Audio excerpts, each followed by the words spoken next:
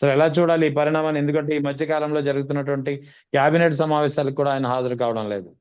అంటే ఇక్కడ దూరం జరుగుతుందా? కూటమిలో విభేదాలు కనిపిస్తున్నాయా? లేకపోతే దూరం పెడుతున్నారా? అసలు ఏం జరుగుతోంది?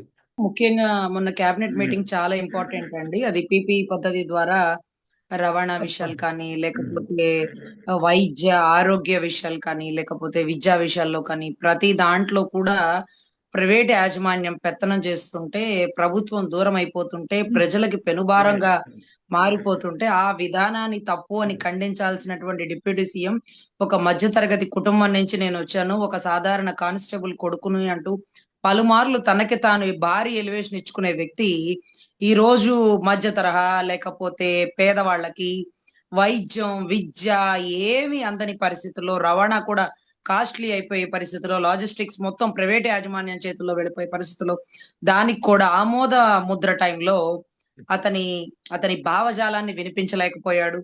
అతను ఖండించాల్సినటువంటి పరిస్థితిలో ఉండి ఖండించలేకపోయాడు. అంటే దీన్నెట్లా చూడొచ్చంటే, నాకేమి సంబంధం లేదు అన్నట్టుగా జారుకుంటున్నట్టా? ఉమ్. లేకపోతే పెత్తనం మొత్తం చంద్రబాబు గారిది, ఆయనదేమీ లేనట్టుగా? ఎందుకంటే అంత గొప్ప ప్రతిపాదన అయిపోతున్న టైంలో డిప్యూటీ సీఎం గారు గైర్ హాజరైనప్పుడు రెండో మీటింగ్ కండక్ట్ చేసుకోవాలి. ఇదే ప్రతిపాదనలో ఆయన సంతకం, ఆయన ఆయనకి సంబంధించినటువంటి ఒక స్టేట్మెంట్, అంటే దీని గురించి మీ అభిప్రాయం. అంటే అభిప్రాయ సేకరణ అనేది ఎంత ఇంపార్టెంట్ అంటే ఒక్కొక్కళ్ళ మనసులో ఒక్కొక్కటి ఉంటదండి. సో ఇది ఇలా అదలా అని చెప్పే అవకాశం ఉంటుంది. కానీ అలా కూడా అవకాశం ఇవ్వకుండా ఆయన లేకుండా అది ప్రతిపాదన చేసేసినారు.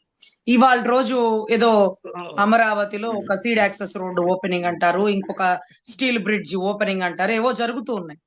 అమరావతి అంటే ఆ నాకు తెలిసి మొన్న ఈ మధ్య జై ఆంధ్ర అనండి, జై అమరావతి అనకండి అన్నారు. దాని అర్థం ఏంటంటే అమరావతిని కొంచెం పక్కన పెట్టినట్ట, లేకపోతే అమరావతిలో ఇంకా భూములు సేకరిస్తూ రేపేదైనా ఇబ్బంది అయిన రోజు ఆ రోజు మీరు మాట్లాడారా? ఆ రోజు మీరు ప్రశ్నించలేదే? ఆ అమరావతి రైతుల గుండెలు ఆగిపోతున్న పరిస్థితిలో పార్టీ లెటర్ రిలీజ్ చేయలేదే? ఇవన్నీ అడుగుతారేమోనని చాలా తెలివిగా పక్కకి తప్పుకున్నారేమో అని అనుకోవాలండి. అంటే పక్కన పెట్టారా? ఈయన పక్కకి తప్పుకుంటున్నారా? అంటే ఇదొక రకమైన డ్రామా. సినిమా వాళ్ళు కదండీ! ఎలాగైనా మాట్లాడేస్తారండి అని మా ముద్రగడ గారు అన్న మాటలే పదే పదే గుర్తొస్తున్నాయండి. అసలు ఈ దూరం ఏంటి? అంటే జనసేనని తగ్గించడానికి, జనసేనని పెంచుతున్నారని, లేకపోతే జనసేనని పక్కన పడేస్తున్నారని, జనసేన అధినేత బాధపడి టీడీపీకి అటు దూరంగా ఉంటున్నాడా? అంటే అదెలా అవుతదండి? జనసేన పెట్టిందే టీడీపీ వాళ్ళు కదా! జనసేన పెట్టిందే చంద్రబాబు గారు కదా! గతంలో తల్లిని, చెల్లిని దూషించినప్పుడు, నెత్తిన రూపాయి పెడితే పావులాకి చల్లదన్నప్పుడు, ఇవన్నీ కూడా చంద్రబాబు గారే కదా! అవును. ఆ రోజు మా నాయకుడు నన్నాడు. మాకు కోపమొచ్చింది. మేమందరం బయటకొచ్చేసినాం. ఇలాగే మాట్లాడుకునేవాళ్ళమండి. మరి 2019 తర్వాత ఏం జరిగిందండి? 2019 ఎన్నికలలో టికెట్లిచ్చినప్పుడు అవి కూడా చంద్రబాబు గారే ఇచ్చారు. అంటే పైకో మాట, లోపలొక ఆట. పైకో మాట, లోపలొక ఆట. ఈ ఆట ఆడుతుందెవరు? ఆడిస్తుందెవరు? ఏంటి కొత్తగా తెర మీదకి తెచ్చారు? జనసేన నాయకులకి, జనసేన కార్యకర్తలకి సమస్యలొచ్చినాయటండి. ఇది విన్నారా? జనసేన నాయకులకి, కార్యకర్తలకి సమస్యలొచ్చినాయట. ఆ సమస్యలు పైకి చెప్పుకోలేకపోతున్నారట. నిన్న బాలినేని గారి మాటలు, అక్కడ ఉండేటటువంటి మరి కొంతమంది స్టేట్‌మెంట్‌లు చూసానండి. చాలా ఆశ్చర్యంగా ఉన్నాయి. అదేంటి బాధలు? నిన్నొచ్చినియా? మొన్నొచ్చినియా? ఈ వారంలో బిగినయినియా? ప్రభుత్వం వచ్చిన దగ్గర నుంచి ప్రభుత్వంలో ఉన్నామా, లేమా అనే పరిస్థితుల్లో నలిగిపోతూ ఆర్థికంగా అణగారిపోతున్నటువంటి జన సైనికుల బాధర సాధకాలు ఇవాళ రోజు బాలినేని శ్రీనివాస్ గారు చెప్తున్నారట. ఇంకొకళ్ళు మాట్లాడుతున్నారట. ఏంటిది కొత్తగా వింతగా ఉంది. అధినాయకుడు, అధినాయకుడు, అధినాయకుడు తెలియకుండానే ఇవన్నీ జరిగిపోతాయండి. అంటే అందరూ అనుకుంటారండి. చుట్టూ ఉన్న ఎల్లమ్మ, పొల్లమ్మ దీని వల్ల పాడైపోతుంది మా పార్టీ అని. మన బంగారమే మంచిదైతే ఎల్లమ్మకి, పుల్లమ్మకి నోరెందుకొచ్చిద్దండి? అంతే కదా. ఎవరు ఎల్లమ్మ, పుల్లమ్మ? మన దగ్గర పని చేయడానికి వచ్చినోళ్ళు. నోరు మూసుకొని పని చేస్తారు. నోరు మూసుకొని పని చేస్తారు. వాళ్ళకి గొంతిచ్చిందెవరు? మన బంగారం మంచిదైతే వాళ్ళందరికీ నోళ్ళెందుకొస్తాయండి? ఈరోజు, ఈరోజు జనసేన కుంగిపోతుంది. అందులోనూ ఆయన ఇక్కడికి రాలేదు. మరెక్కడికెళ్లారు? పర్యావరణ దానికెళ్లారు. అక్కడికెందుకెళ్లాల్సొచ్చిందండి? అంటే పర్యావరణంలో ఏనుగులు అంటే నిన్న ఇది వేసినారండి. పిల్ 137/2/2026 అంటూ మన బొలిశెట్టి సత్య గారు వేసినారు. అయ్యా! అప్పుడు లేసిన గొంతులు ఇప్పుడు ఎందుకు లేగవట్లేదు? ఋషికొండను కాపాడదాం అనుకున్న మీరు ఈ రోజు ఉత్తర్లవాడ కొండ నుంచి, లేకపోతే రిజర్వాయర్ దగ్గర నుంచి, లేకపోతే ఇంకా పరిసర ప్రాంతాల్లో ఏదైతే గూగుల్ డేటా సెంటర్లు కడుతున్నారో అక్కడ ప్రకృతి పాడైపోతుందండి. 10 కిలోమీటర్ల వరకు వైల్డ్ లైఫ్ శాంచురీ ఉందండి. అలా ఉన్నప్పుడు 10 కిలోమీటర్ల లెక్కలో వరకు మీరు ఇలాంటి ప్రాజెక్టులు పెట్టకూడదండి అంటూ ఆయన అప్పీల్ వేసినారండి.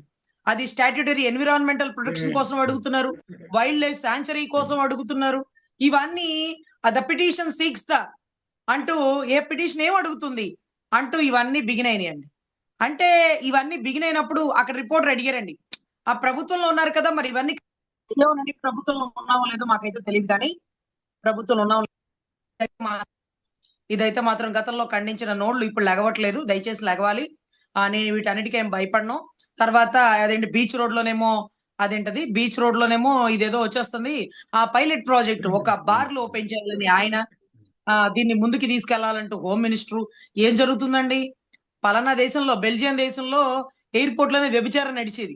దాన్ని ఆదర్శంగా తీసుకొని వైజాగ్ ఎయిర్పోర్ట్ లో కూడా వ్యభిచారం పెట్టేద్దామా? పెట్టినా పెడతారులేండి, పెట్టినా పెడతారు. ఎందుకంటే మీకు రోగాలు రాకూడదు, మాకు డబ్బులు రావాలి అనే దాంట్లో కూడా ఆలోచించేటటువంటి గొప్ప మనస్తత్వం కలిగిన వారు చంద్రబాబు. కానీ చాలా ఆశ్చర్యం అండి, ఇలా ఒంగోలులో గొంతులు ఎందుకు లెగుస్తున్నాయి? పవన్ కళ్యాణ్ గారికి తెలియకుండా లెగుస్తున్నాయా? పవన్ కళ్యాణ్ గారు చెప్తేనే మాట్లాడుతున్నారా? అంటే జనసేన సాదర బాధకాలు ఇక పట్టించుకుంటాడు పవన్ కళ్యాణ్. పట్టించుకోవాల్సింది పవన్ కళ్యాణ్ గారు కాదండి, చంద్రబాబు గారండి. చంద్రబాబు గారు పట్టించుకుంటేనే జనసేన వాళ్ళకి న్యాయం జరుగుతుంది. ఎందుకంటే జనసేనలో ఎవరు చేరాలన్నా ఫస్ట్ చంద్రబాబు గారి దగ్గరికి వెళ్ళి ఆయన పర్మిషన్ తీసుకున్నాకే జనసేనలో జాయిన్ అవుతారండి.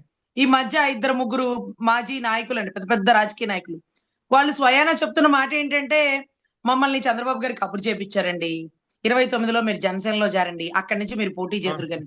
అదేంటిది? మీ దాంట్లో చేర్పించుకోవచ్చుగా, మా దాంట్లో చేర్పించుకోవడానికి కూడా మీ దాంట్లోనే ఏంటినా? నిన్నటి రోజు అక్కడ ఒక ఒంగోలు నుంచి ఒకరు మాట్లాడుతున్నారండి. ఆ ఒకరు మాట్లాడుతూ అదేంటిది, మా పార్టీ అంటే ఈ పార్టీ మీద ఇంకొక పార్టీ పెత్తనం ఏంటి? ఈ పార్టీ ఏంటి? ఇంకొక పార్టీ ఏంటి? ఈ పార్టీ ఏంటి? ఇంకొక పార్టీ ఏంటి? 2 పార్టీలు ఒకటేనని నాదెండ్ల భాస్కర్ రావు గారు ఓపెన్ గా చెప్పినటువంటి మాట. మళ్ళీ జనాల్ని వెర్రిబాగులను చేసి ఏదో జన సైనికుల గురించి పవన్ కళ్యాణ్ గారు మళ్ళీ గొప్పగా ఆలోచించి గొప్ప నిర్ణయం తీసుకుని కేబినెట్ కి వెళ్ళట్లేదు, అలుగుతున్నాడు, లేదు వాళ్ళని పట్టించుకోవట్లేదు, అమరావతిలో నాకు సంబంధం లేదంటున్నాడు, మళ్ళీ బయటకు వచ్చి గర్జిస్తారు, ఈసారి బీజేపీతో కలిసి వెళ్తారంటే ఇది ఒక కొత్త డ్రామాకి తెరలేపడమే గాని స్వయాన జనసేనలు కూడా పట్టించుకునే అవసరం లేకపోతే నెసెసిటీ ఉన్న నాయకుడు ఎక్కడైతే ఉన్నాడో అది కూడా చంద్రబాబేనండి. జనసైనికులు పట్టించుకోవాలన్నా చంద్రబాబు గారే, వాళ్ళ కష్టం వచ్చినా అక్కడికే వెళ్ళాలండి. సో ఇటువంటి పరిస్థితులు ఇది కొత్త డ్రామానేనండి. ఇందాకటి రోజు వైజాగ్ మీటింగ్ కి ఆయన చెయ్యి బాగోపోయినా అక్కడికి వెళ్ళారు, కేబినెట్ మీటింగ్ కి పక్కనే కూతవేటు దూరంలో ఉన్న కేబినెట్ కి రాలేదు, విజిలేస్తే వినపడేంత అమరావతిలో మీటింగ్ కి రాలేదు, అక్కడికి వెళ్ళారు అంటే ఏనుగులంట, ఒక పిచ్చి ఏనుగు, ఒక చెవిటి ఏనుగు, ఈ 2 ఏనుగులు తెచ్చారు కర్ణాటక నుంచి. బాగా ఖర్చుతో కూడి మేపలేక వాళ్ళు అంటే ఒక లెటర్ రిలీజ్ చేసినారండి. ఏమనంటే, ఈ ఏనుగులు మేము మేపలేము, దయచేసి మీరు వెనక్కి తీసుకువెళ్ళిపోండి అంటూ కూడా ఆ పెద్ద పెద్ద కుంకి ఏనుగుల గురించి చెప్పినారండి. ఇంకొకటి ఏంటంటే, మహారాష్ట్రలో లేకపోతే ఒక చోట జరిగినటువంటి జడ్జిమెంట్ ఏంటంటే, ఒక అతను పోలీస్ అతను ఒక పెద్ద టైగర్ కుక్ అనమాట, అంటే క్లూ స్ట్రీమ్ లో ఉపయోగపడే కుక్కని చాలా బాగుందని ఇంట్లో వాళ్ళ మనవరాలకి చూపించడానికి ఆ కుక్కని ఇంటికి తీసుకెళ్లారట. అప్పుడు ఆ స్టేట్ గవర్నమెంట్ అతని మీద కేసు నమోదు చేసిందట. అది ఒక పబ్లిక్ ప్రాపర్టీ, అంటే ఒక ప్రభుత్వానికి సంబంధించింది, మీరు మీ ఇంటికి ఆ జంతువుని, ఆ పశువుని తీసుకువెళ్ళకూడదు, ఆ జంతువుని తీసుకువెళ్ళకూడదు.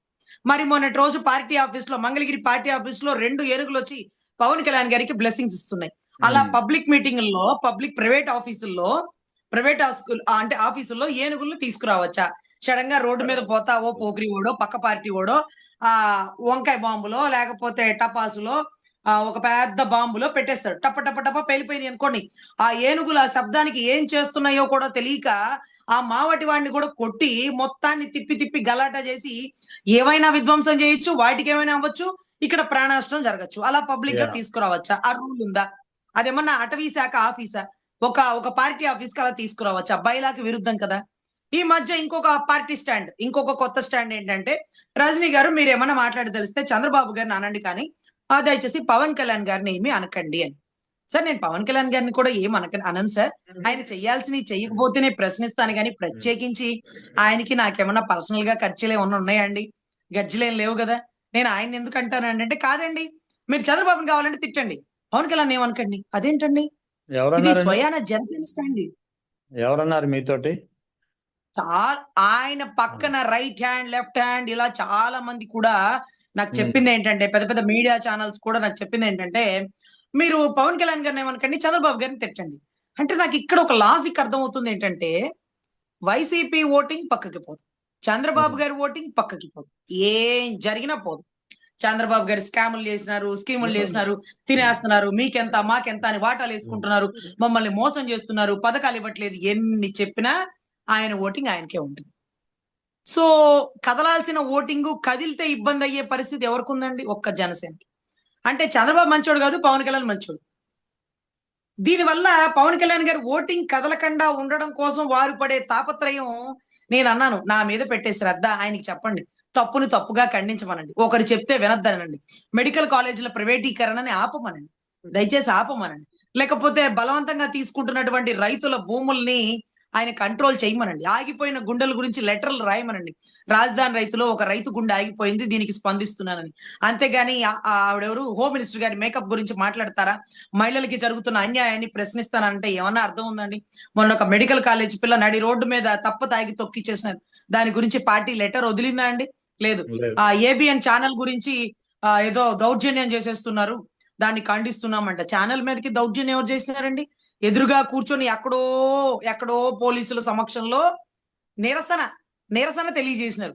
కానీ ఈ అవతలోడి ఇంటి మీద 7:30 గంటల దాడి చేసినప్పుడు ప్రతిపక్ష నాయకుడి ఇంటి మీద దాడి ఖండిస్తున్నాం అంటే చెప్పొచ్చు కదండి. నిన్నటి రోజు శ్రీనివాస్ రెడ్డి గారు మాట్లాడుతుంటే, బాలినేని గారండి, ఆయన పేరు బాలినేని గారని, శ్రీనివాస్ రెడ్డి గారని ఇవన్నీ ఏమీ తెలియదండి. వైసీపీలో ఉన్నప్పుడు వాసన్న వాసన్న అని బాగా వినపడేదండి. 5 సార్లు ఎమ్మెల్యేగా ఉన్నాను, 2 సార్లు మంత్రిగా ఉన్నాను, నాకు అక్కర్లేదు రాజకీయం, నేను పవన్ కళ్యాణ్ గారికి వినయ విధేయతగా ఉంటాను, ఆయన సినిమా ఒకటి ప్రొడ్యూస్ చేసుకుంటే చాలు అని మాట్లాడిన బాలినేని గారికి పవన్ కళ్యాణ్ గారు ఇచ్చిన వాల్యూ ఏంటండి? రాగానే రాజ్యసభ ఆయనకి ఇవ్వచ్చు కదా. అందరూ ఎమ్మెల్యేలే ఇచ్చినారు, మీరు రాజ్యసభ ఇస్తే ఇంకా గొప్పగా ఉండుండేది కదా. ఆయన ఎవరండి? మాకు రోసయ్య గారండి, కిలారి రోసయ్య గారు అనుకుంటా. ఆయన ఆయన కూడా మిమ్మల్ని కాదని, జైసీపీని కాదని బయటకు వచ్చారు. ఎమ్మెల్సీ ఆయనకి ఇవ్వచ్చు కదండి. సామినేని ఉదయ్ భాను గారు కులంలో లీడర్లు అండి వీళ్ళిద్దరు, రోసయ్య గారు గాని ఇతను గాని. అంటే వీళ్ళకి ఫిక్స్డ్ ఓటింగ్ ఉంటదండి, కమ్యూనిటీ ఓటింగ్. ఆయనకు ఒక ఎమ్మెల్సీ ఇవ్వచ్చు కదండి. హరిప్రసాద్ గారు ఒక ఉద్యోగస్తుడు, ₹1,00,000 జీతగాడు, ఇంకొక 2 లక్షలు జీతం పెంచండి, నెలకి 3 లక్షలు ఇవ్వండి. అంతేగాని అతనికి ఒక కాన్స్టిట్యున్సీ ఉందా? అతను చెప్తే ఓటేసే వాళ్ళు ఉన్నాడా? అతనికి ఏమైనా నాయకత్వ బలం ఉందా? అతనికి సొంత ఇల్లు వాకిలి, అతని కోసం ఒక 2,000 మంది జనాలు ఎక్కడన్నా వచ్చేది ఉందా? ఆఫీసుల్లో పనిచేసే వాళ్ళకి ఎమ్మెల్సీలు ఇవ్వడం ఏంటండి? నాగబాబు గారికి ఎమ్మెల్సీ ఎందుకండి? మా కుటుంబ రాజకీయాలనే ప్రోత్సహించనంటారు కదా. ఆయనకి మేము ఇచ్చే గౌరవం ఏమన్నా తగ్గిద్దా? ఎమ్మెల్సీ వస్తే పెరిగిపోవడం, ఎమ్మెల్సీ లేకపోతే తగ్గిపోవడం ఏం లేదు కదా. మీ అన్నగా ఎప్పుడు ప్రభుత్వ అంటే పార్టీ నుంచి ఎప్పుడు గౌరవం ఉంటది కదా. ఆ ఎమ్మెల్సీ రోసయ్య గారికి, ఆ ఎమ్మెల్సీ సామినేని ఉదయ్ భాను గారికి, రాజ్యసభ వచ్చి బాలినేని శ్రీనివాస్ గారికి ఇస్తే వైసీపీ వాళ్ళలో కూడా అబ్బా అక్కడికి వెళ్ళాక అబ్బా హుందాగా ఉన్నారయ్యా అని అనుకునేవాళ్ళు. ఇప్పుడు వైసీపీ వాళ్ళు ఎగతాళి చేస్తున్నారు కింద కామెంట్ బాక్స్ లో, ఆయనకు కావాల్సిందే రజనీ గారు విశ్వసనీయత విశ్వాసం వాళ్ళకి ఎక్కడదండి, రాజశేఖర రెడ్డి గారు పిలిచి పట్టం కట్టి చుట్టంగా భావించి ఆయనకి అన్ని పదవులు ఇచ్చి అంత ప్రయారిటీ ఇస్తే ఇదా ఆయన నిలుపుకునేది అంటూ వాళ్ళు కూడా అంటున్నారండి. పెనం మేంచి పొయ్యిలో పడ్డారట, పెనం మేంచి పొయ్యిలో పడిన పరిస్థితి అయింది. ఆ పార్టీలో గుర్తింపు గౌరవం, అరే ఆ పార్టీలో నీకు వాసన్న, ఇక్కడ మీ పరిస్థితి ఏంటి? మీరేదో మింగేయడానికి వచ్చారు, మీరేదో తినేయడానికి వచ్చారు, మీరేదో దోచుకెళ్ళిపోతున్నారు. మీరు 5 సార్లు ఎమ్మెల్యేగా ఉన్నప్పుడు, 2 సార్లు మంత్రిగా ఉన్నప్పుడు మీ మీద ఎలిగేషన్ చేసే దమ్ము లేదే. ఈ రోజు మీరు పక్క పార్టీలోకి, డిప్యూటీ సీఎం హోదా గల పార్టీలోకి, మీకెంతో ఇష్టమైన పవన్ కళ్యాణ్ గారి దగ్గరికి వెళ్ళినప్పుడు మీ గురించి అవాకులు చవాకులు వస్తున్నాయే, అప్పుడు రాలేదే. కనీసం మీరు బయటికి వెళ్ళిపోయినప్పుడైనా మీరు తిన్నారు, దోచేసుకున్నారు, అందుకే వెళ్ళిపోయారు, లేకపోతే కేసులు ఉన్నాయి తప్పించుకోవడానికి వెళ్ళిపోయారని కూడా మీ వైసీపీ వాళ్ళు ఒక్క మాట కూడా మాట్లాడలేదే. ఈ రోజు ఎక్కడ మీకు గౌరవం పెరిగిద్దో అన్నట్టుగా మీరు పరిగెడితే, అక్కడ గౌరవం లేకపోగా బొక్కబోర్ల పడి మిమ్మల్ని నమ్ముకొని వచ్చినటువంటి క్యాడరు అటెల్లాలా ఇటెల్లాలా, మా పరిస్థితి ఏంటి, మిమ్మల్ని ఇలా వేధిస్తే ఇక మా ఇళ్ళు మా వాకిళ్ళు మా భూములు దోచుకుంటున్నారు అంటూ మీ చుట్టూ ఉండే క్యాడర్ ఇబ్బంది పడిపోవట్లేదా? ఇప్పుడు Right, ఎంతో మంది మహిళలు ముందుకొచ్చి అక్కడ జనసేనకు అన్యాయం జరుగుతుందంట. ఒక పార్టీ మీద ఇంకో పార్టీ పెత్తనం ఏంటంటే ఇక్కడ 2 పార్టీలు లేవండి. right, ఒకటే right. పార్టీ ఉంది. ఉమ్, ఒకటే పార్టీ ఉంది. చంద్రబాబు గారిని ముఖ్యమంత్రి చేసే పార్టీ, లోకేష్ గారిని ముఖ్యమంత్రి చేసే పార్టీ. ఈ Right. ఈ ఏదైతే ఈ డ్రామాలు ఉన్నాయి చూడండి. వారి ప్రేమలు, వారి నాటకాలు, వారి మాటలు ఏవైనా గాని ఓకే. పవన్ కళ్యాణ్ గారు ఆలోచిస్తారు. క్యాడర్ గురించి బాధ్యతగా నడుచుకుంటారు అంటే ఆయన బాధ్యతగా నడుచుకోవడానికి ఆయన్ని కాదు పార్టీ. చంద్రబాబు గారు చెప్తే నడుచుకుంటారు, లేకపోతే కూర్చుంటారు. ఉమ్, సో మరి మీటింగ్‌లకి ఎందుకు వెళ్ళట్లేదండి? ఇది కూడా కొత్త డ్రామాలండి. సినిమా వాళ్ళు కదండీ! ఎలా అయినా మాట్లాడేస్తారండి. ఇది Right. జరుగుతుందని నాకు అనిపిస్తుందండి.